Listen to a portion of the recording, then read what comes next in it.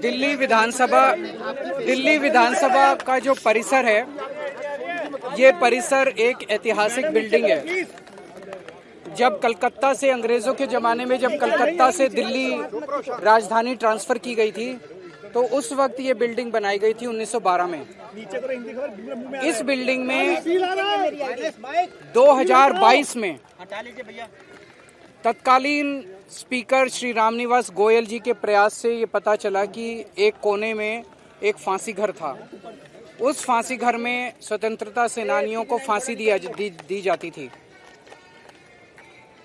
Speaker साहब ने, उस तत्कालीन स्पीकर साहब ने मुझे एज चीफ मिनिस्टर बुलाया कि इसको हमें टूरिस्ट्स के लिए खोलना चाहिए ताकि लोग इससे प्रेरणा ले सकें। हमने उसका इनॉग्रेशन किया। अब जब से इनकी सरकार आई है, ये साबित करने में लगे हुए हैं कि वो फांसी घर नहीं था, वो टिफिन रूम था। मैं समझता हूं कि स्वतंत्रता सेनानियों का इससे बड़ा अपमान नहीं हो सकता। इनके पास आज विधानसभा में मेरे को बुलाया गया था ये कहने के लिए कि साबित करो वो फांसी घर था। तो मैंने कहा वो उस टाइम के स्पीकर साहब ने सारी जांच करने के बाद किया था, लेकिन मैंने कहा आप ये मेरे को बताइए कि आपके पास क्या सबूत है कि टिफिन रूम था, ये फांसी। इनके पास कोई सबूत नहीं है। तो इसका मतलब ये जानबूझ के स्वतंत्रता सेनानियों का अपमान करने के लिए उसको फांसी घर नहीं था ये साबित करने में लगे हुए हैं, और वो टिफिन रूम था ये साबित करने में लगा।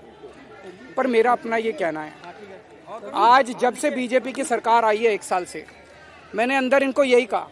मैंने कहा दिल्ली का बुरा हाल हुआ पड़ा है, दिल्ली वाले रो रहे हैं, दिल्ली वाले वापस आम आदमी पार्टी की सरकार को याद कर रहे हैं। चारों तरफ दिल्ली में कूड़ा ही कूड़ा है, पोल्यूशन का बहुत बुरा हाल है, सड़कें टूटी पड़ी हैं, मोहल्ला क्लिनिक बंद किए जा रहे हैं, अस्पतालों में दवाइयां नहीं मिल रही हैं, पानी के हजारों रुपए के बिल आ रहे हैं, बिजली के हजारों रुपए के बिल आ रहे हैं, बिजली की कटौती हो रही है, चारों तरफ हाहाकार मचा हुआ है। मैंने कहा तुम्हारे को केवल एक ये मुद्दा मिला है टाइम खराब करने के लिए, केवल इसी के लिए तुम कर रहे हो।